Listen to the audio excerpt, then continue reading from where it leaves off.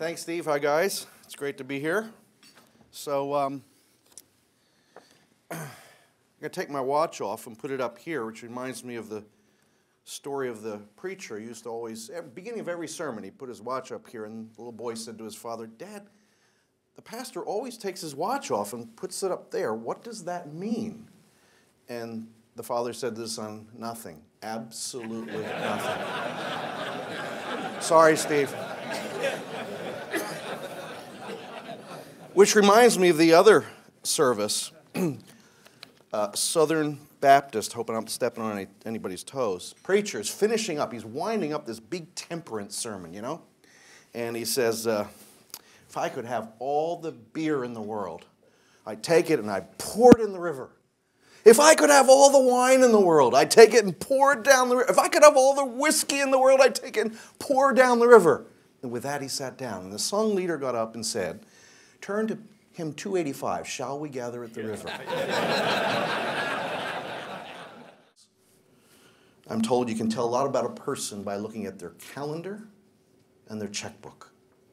Where do they spend their time, and what do they do with their money? A lot of wisdom in there. And what I'd say once in a while is, gee, I wonder if Jesus Christ came down and settled right next to me and say, "Bob, can I see your calendar? Could I see your checkbook?" How would I feel about that? Try to live in the light of, he actually does see my calendar and my checkbook. I will tell you, he and I met at the investiture ceremony for Dinesh D'Souza as the president of King's College in Manhattan. And he didn't tackle me, but his level of excitement and enthusiasm was such that he came up to me and he said, "Ralph, I want to ask you a question." He said, "Do you believe in free speech?" And I said, "Yes, I do."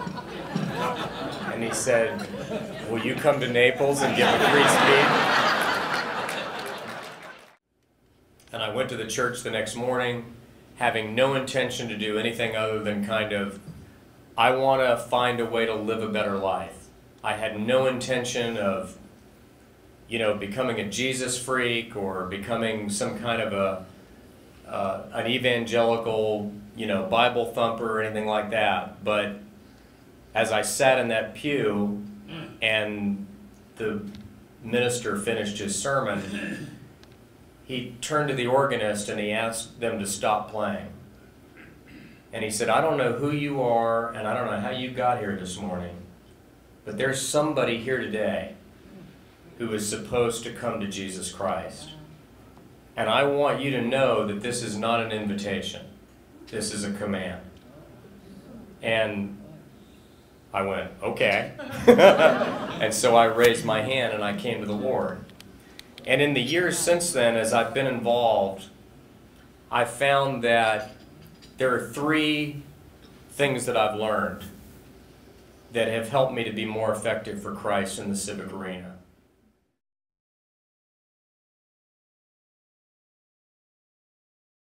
First of all, Steve, I really like, the background here. It's really great. That's a lateral water hazard, and I put it in that lake several times right there. So thanks for the memory there, Steve. Golf has just been so incredible for me. I'm 64 years old. I started when I was 4 years old.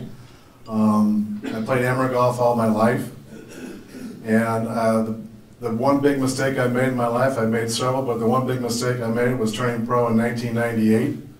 And the only reason I turned pro was for the money. So get this. So this is why I know that God said, you're doing it for the wrong reason, is that I had 97 top 48 finishes on the Champions Tour. If you had 100, you get a lifetime membership to all the TPC courses in the country for your family. I have two boys that play golf, so and you can take guests and you get free things and all that kind of stuff. So I got 97. I came down here and played at what's now called the Coors Open. I got some new clubs, made a little swing change. I finished 5th.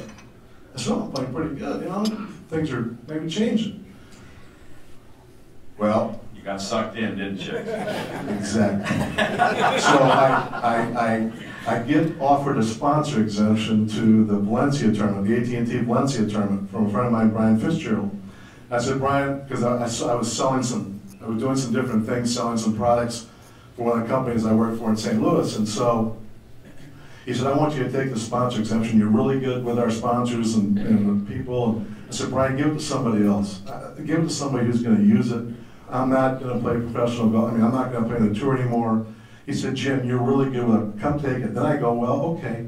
What if I make top 48? Then I get 98. Then maybe I can get another sponsor, 99, you know. So that was my thing. Guess where I finished in that tournament? Last. Dead last. when that putt went in the 18th, when it went into the hole in the 18th, I looked up and I said, I got the message. I was done. And go it has been. We now have done between 150, 200 projects. I haven't counted them. I think we're dealing with about 40,000 to 60,000 kids. And over the last 9 years, we've come up with one of these hairy, audacious goals where we said, you know, if we can get 1 million kids into evangelical Christian schools in these countries, where the total population is only about 25 to 30 million people, there's an opportunity to fundamentally change these countries. Taken to a tipping point where some of these people that graduate from these schools can be leaders, both business leaders, community leaders, possibly leaders in these countries. And just maybe we can start change in one and then hopefully another. So we've developed this goal, our family has bought into it. It's going to take certainly more than one generation. But we pray that we can get 1 million kids into Christian schools, and if we do that, that these countries can be fundamentally changed.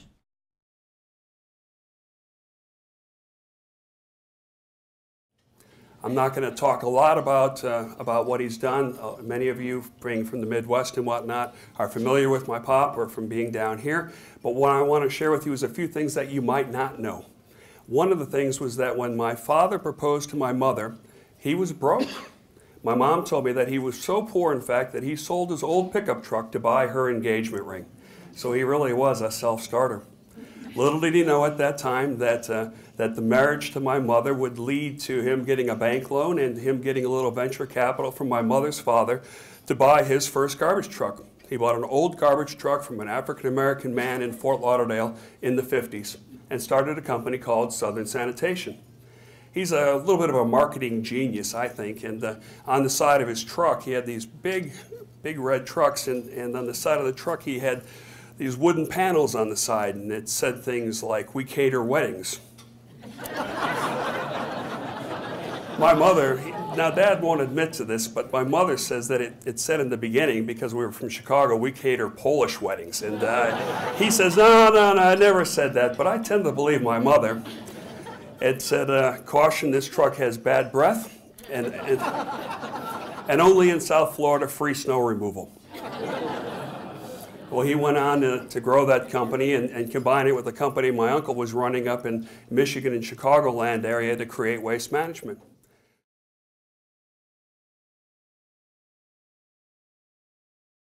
I came to the conclusion that the one thing I didn't have in my life at the time was strong Christian men who understood the stresses of the marketplace, a place like Goldman, but also really cared about their faith and wanted to go deeper in their faith. And so Eric Montax, as you saw on the DVD, was a single guy living in New Canaan at the time. He's married, lives in Manhattan now. But he and I, another divine appointment, got together and we just said, we should just get the guys, let's gather. I had a big house in New Canaan. Let's get the guys together for coffee and bagels. We didn't have a clue what we were doing, and I mean that. We just gathered them. We had 25 guys the first morning, which soon became 8 who really cared.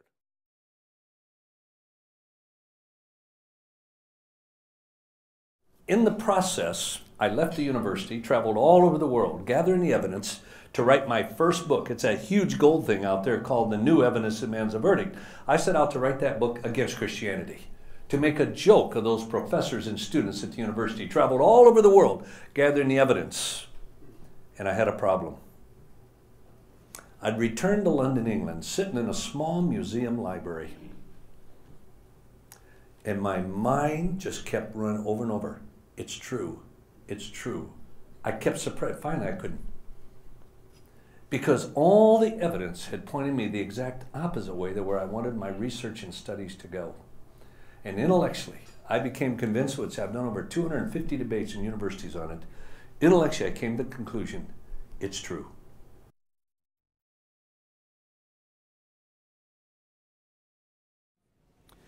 All of the defining characteristics of our Christian walk should be on display every day in all of our relationships.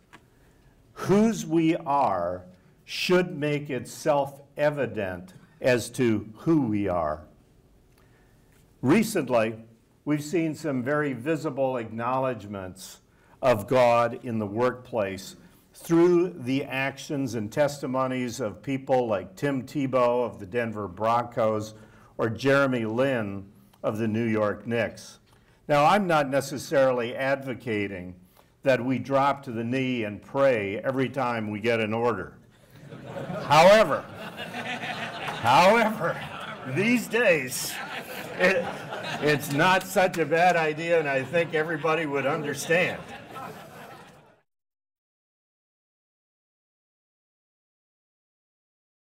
The other evening I was kind of going over this with my wife, Gail, who's been just a great partner. She says, why don't you tell them about that 1-foot putt you missed in the finals of the Bermuda Amateur when 200 people went, ugh! But she has a way of keeping me light.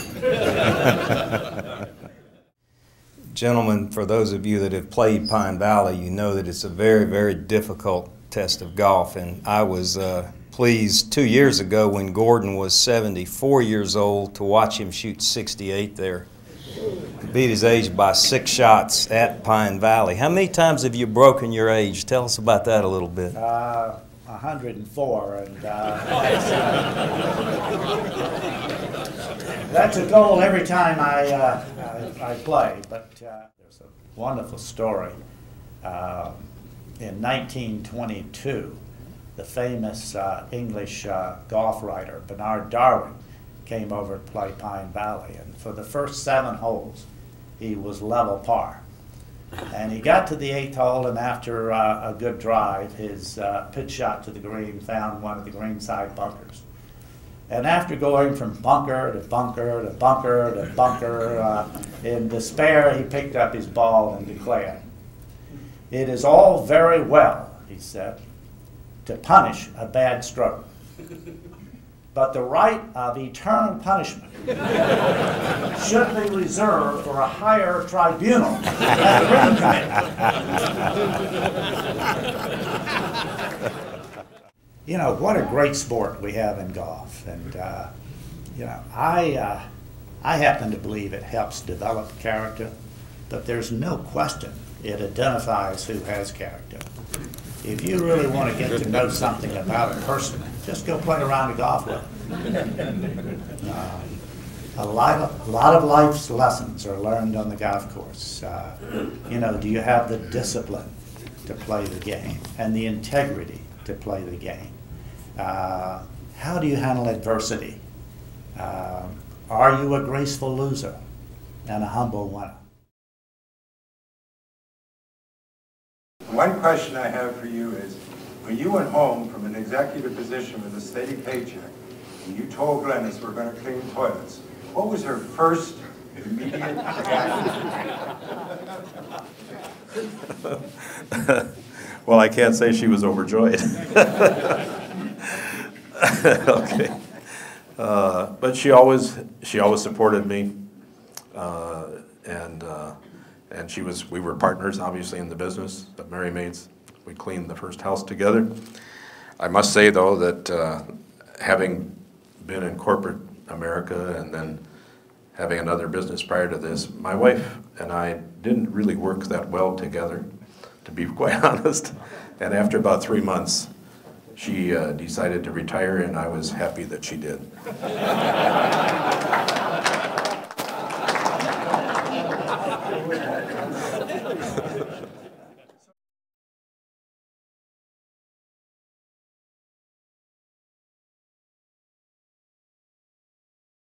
It's really a pleasure to be here. Thank you for inviting me. When Don made the phone call, it was well in advance, and you have to compliment Steve on this. He plans for this months and months ahead of when these events actually take place. And I thought it was to play golf with Don. He said, by the way, when you come down, I'd like you to play golf, but there's this men's group that gets together, and if you could speak to them, that would be really helpful too, you know, and then we'll play golf afterwards. And now Don's not even playing golf, so in any event, the other thing that I need to get busy on for about 5 years, many of you have probably heard of InterVarsity Christian Fellowship, but the parent organization is based in Oxford called International Fellowship of Evangelical Students, and I've had, for whatever reason, a great concern about Africa and what's going on in Africa and the lack of ethical leadership in being from Illinois. That's not too much to say right now, you know, and given the fact that in my lifetime we've had 4 governors go to prison, so I should be more worried about Illinois than Africa. But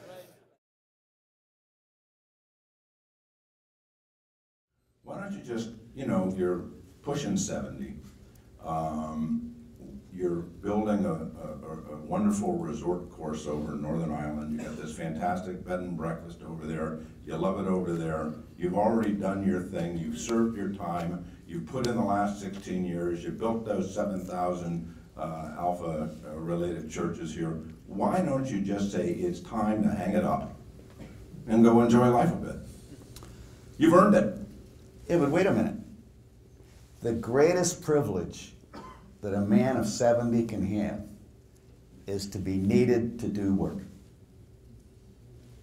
You say having fun? The best fun you can have is to be needed to do work. Play the occasional round of golf, but to be needed to do something, that's where you get satisfaction.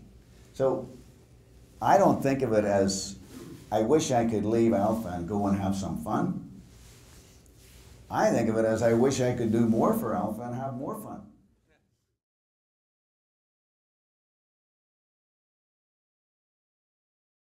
And I go into this store in West St. Paul to sell stereos, which I should be able to do because I love music, I love stereos.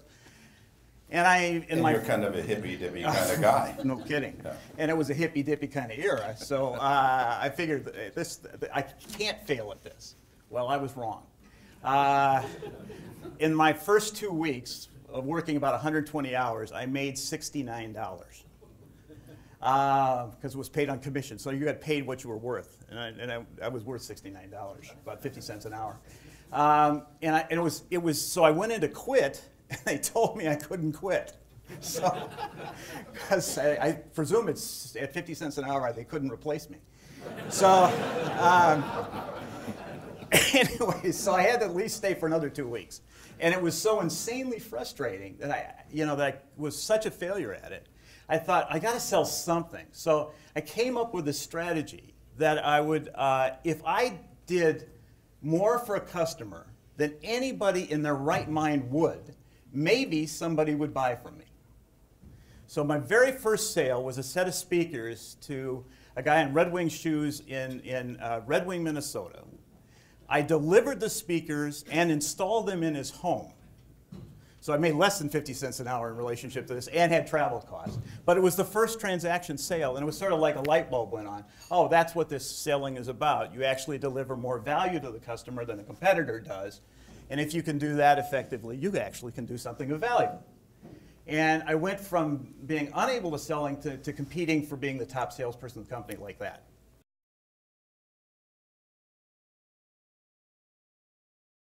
When we had our second child, I have 3 boys.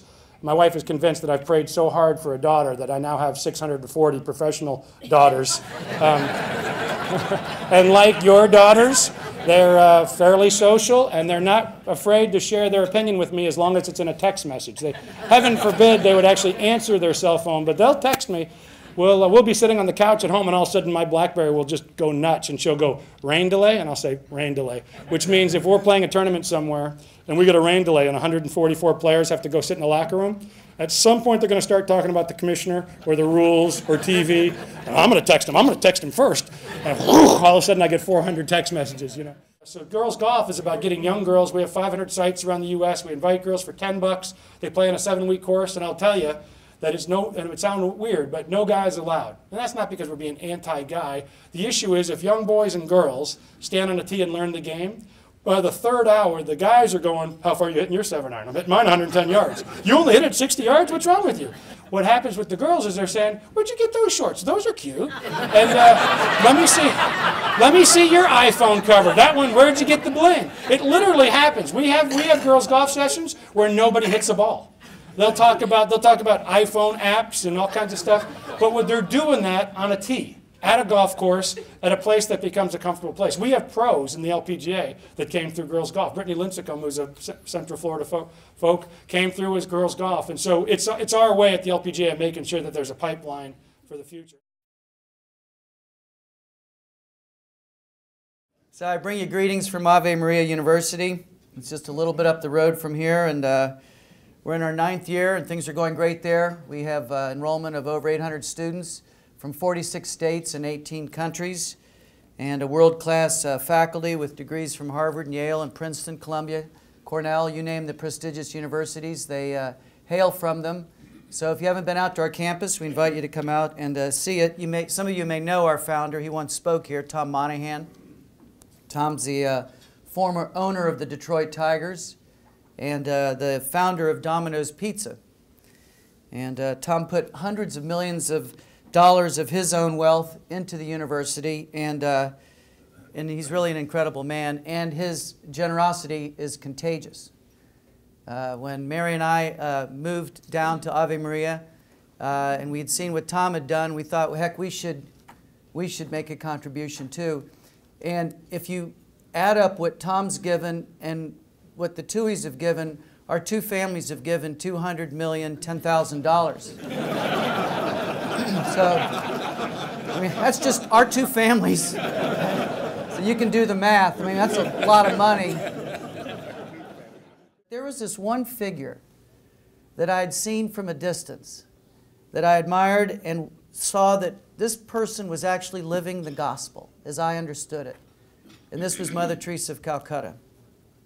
She just seemed to be what a Christian could be and should be. So I wanted to meet her. And I was working for a good Southern Baptist United States Senator, Mark Hatfield. I was his legal counsel and legislative director. And he knew Mother Teresa from the 1970s. He had been in India on some aid program and had met Mother before the world had ever heard of her, and had developed a friendship with her. And so I knew, well, there's a connection.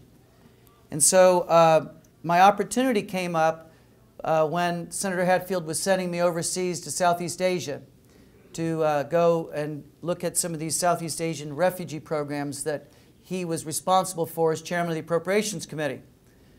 And so I thought, well, now this would be fantastic. I could come back from Southeast Asia and come through India and meet Mother Teresa. This season in your life is so rich because I knew Mother the last 12 years of her life.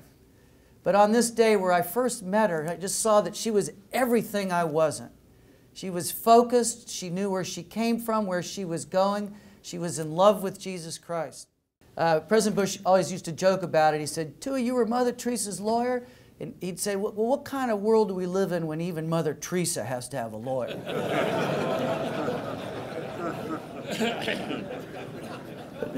Not many people know this, but Mother Teresa liked to sue people. No, I'm kidding. You open that soup kitchen, I ended up actually resigning my position and working full-time for the Missionaries of Charity, her order, for a couple of years, living 1 year in Mexico in a seminary there in Tijuana, traveling a good bit with Mother during that period, and then also living a year in the AIDS home where I met a wonderful volunteer, my wife Mary. And so all of this connected. It's the little mustard seed back to Calcutta, all of this connected. God's mercy, that the Lord who seeks us where we are, seeks out the lost, seeks out the hypocrite, and is the lover of sinners like me. And it was the mercy of God through Mother, and these things changed my life. Just a quick story. One time when I was, Mary and I were living in Tallahassee, and Mary was pregnant with our third child. We knew that Mother was coming to Washington, D.C., and so we thought we would go up and so she could bless the baby. So we left our little brats, our little beautiful angels at home. I basically was looking for any reason to get out of the house. And we flew up to Washington just for the day. We walk into the foyer. Mother Teresa comes out. She sees Mary. She goes, "Mary, you're pregnant. When are you due?" And Mary said, "Well, I'm due August 8th, but I think I'm going to be early because we just had Joseph." And she goes, "Well," she goes, "I think you're going to have that baby on my birthday." And I said, "Mother, your birthday's August 26th, and if Mary's 18 days late, my life's going to be a living heck." So to make a long story short, the night of August 25th, Mary goes into labor. And Mary and I are just now, oh my gosh, you know, the angels are at work. We're going to have a little girl. August 26th comes, 1:20 in the morning. Out comes the baby, and the doctor says, "Congratulations, you have a little boy." And Mary said, "Are you sure?" Because we thought we were going to have a little Teresa. And he goes, "Here's how we tell. This is how we learned this in med school."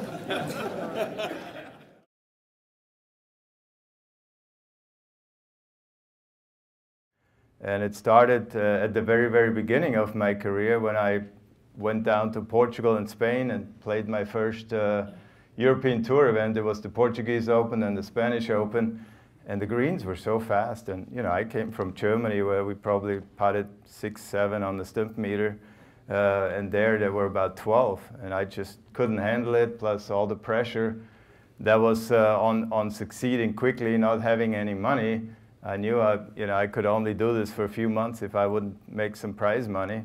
So there was a lot of pressure on me. I just started yipping the putts and missing all sorts of putts. And I remember on one occasion, I was in a match play tournament. This was about 2 years later, 1978. We were having a match play event, and I was playing against this guy, and he ended up not even giving me a 1-foot putt from this far. They wouldn't give it to me because he could see I would miss it was greater than I would make it. And those were sad times. I remember one time 4 putting from 3 feet. You couldn't even do that, right? Nobody could do that. I was actually, there were maybe 2 or 3 times when I hit the ball twice with a putter. I was double hitting it, and that's pretty hard to do. I tried it on purpose, couldn't do it. And I remember, we'll always remember this. I was up in Detroit, not in Flint, Michigan, playing. I can't remember the tournament, but I had just had 42 putts, I think, that day. Hit about 17 greens in regulation and shot 7 over par or 6 over, and that's pretty disappointing. And Jim Hiskey, who is another friend of ours, strong believer, he came to just visit with me. He watched me a few holes that day, and he said, you know, I can feel for you. It's painful watching you putt. And what's going on, you know, how are you handling it? How are you doing? I said, you know, I'm really not sure. I'm struggling extremely. I've had this now, I think that was my 3rd time that I had the yips in my career, but this was maybe the worst time of all. And I literally got down on my knees praying to God, and I just told him, I give you all. I lay down golf. If you want me to give up golf and do something else, just give me a sign. Like this wasn't a sign, right? So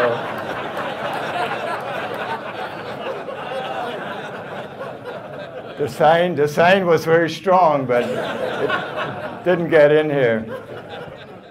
I was thinking of influence today, and last night praying and having a great quiet time. And one of the stories that gets me is a little niece of mine that was, when she was younger, and I was always sharing the Lord with her. And she went to public school, and she was at the public school, and she was drawing in art, doing a little drawing. the school teacher came over and he said, "What are you doing? What are you painting?" She says, "I'm painting the face of God."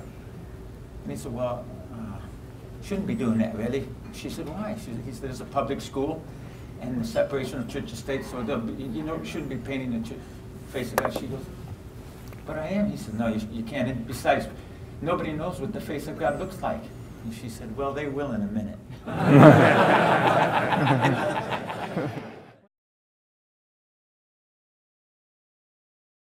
One of the biggest stories that had the biggest impact on me, I think, is as a golfer and as a person. It happened in Wichita in 1990. In 1990, I was a part-time member of the Hogan Tour. It was the very first year of the Hogan Tour. The next one was in Wichita in the end of July. And so I got there without a caddy. I mean, I didn't, because I'm a conditional member, I don't have a full-time caddy. So I got there, went to the pro shop and said to the pro, I need a caddy. I need to get somebody to carry my bag. And he goes, "Let me look around. We don't really have anybody here. I'll check it out for you." And he came back and said, "Hey, I found a kid. He wants to caddy. Only problem is he's a wrestler, not a golfer." So, you get a bad That could help. He puts you in a full Nelson. And, but I said, "Look, I just need somebody to carry the bag. It doesn't have to be, know a lot about golf. I can handle that portion." Yeah, that's fine. The wrestler's good. And so away we went, me and the wrestler. And he carried the bag. He was on time. He was polite, very quiet, didn't talk a lot.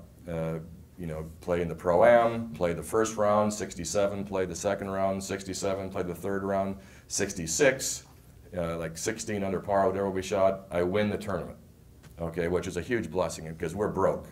I'm traveling in a beat-up old Volvo with my wife and our young daughter with no money, where we have zero, and which is not unusual. I mean, a lot of guys in the minis have zero. But, when people think, zero, they think, well, yeah, I mean, zero means, we got a little bit of safety net back there somewhere, a couple of grand. No, zero means zero. I win the tournament. Okay, I win the tournament and win $20,000. And $20,000 is the most money I've ever seen, ever. I mean, we thought we were the richest people in the world and couldn't believe what a blessing it was, how much we needed it. So that was the biggest thing. And then the $20,000, obviously financially, was huge. We had a dilemma, and the dilemma was this: is typically you pay your caddy 10% when you win, 10% of what you earn, and so 10% of 20 grand is $2,000. That means it's a lot to us. It meant a lot to us. Do you pay the wrestler who didn't know what he was doing? He didn't know what he was doing. He didn't read a putt. Didn't help with the club selection. Didn't know about the wind. You just do you pay him the $2,000 or not? It's a bit of an ethical, dilemma. I asked my wife. She said, "Just do what you think is right." And so I thought about it, I prayed about it a little bit, and I ended up the day saying, I just think there's no rules out there that says that the caddy has to be a superstar. But there is kind of an unwritten rule that says, well, you're a team out there, you and your caddy, and when you win, you give your caddy 10%. So whether he's a wrestler or a golfer, he's part of your team. I think it's fair to give the guy the $2 grand. So I did. I paid him $2,000, gave him the check, shook his hand, away he went, away we went. Didn't really think much about it. About 2 months go by, and I get a letter from him. In the letter, he kind of shared his story, which he didn't share with me in person. Told me about how his father had abandoned the family when he was a young kid. He and his brothers basically ran free, ran wild. His mom worked 2 or 3 jobs to try to make ends meet. He got into trouble, drugs, alcohol, yada, yada, yada. This typical thing with a kid who's got no supervision. His senior year in high school, went to FCA meeting and heard about this Jesus guy and realized he needed Jesus in his life and became a Christian. That's great. And had a mentor who was his coach and kind of got his life together, became the state champion wrestler. And then he had this dream of going to college. He wanted to go to college. He wanted to go to a Bible college. But he had no cash. The mom had no cash. And the tuition was $2,000, so he didn't have it until he got my check. So the $2,000 that I paid him got him into college.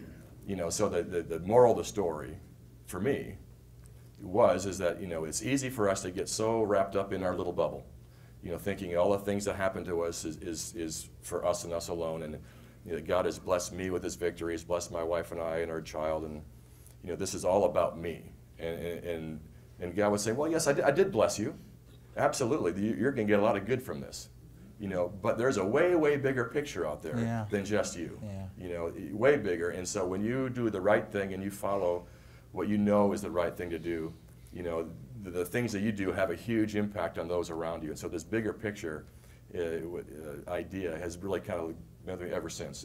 I really see things, I think, go way beyond just what happens to me and a bigger picture that God has out there for a bigger purpose.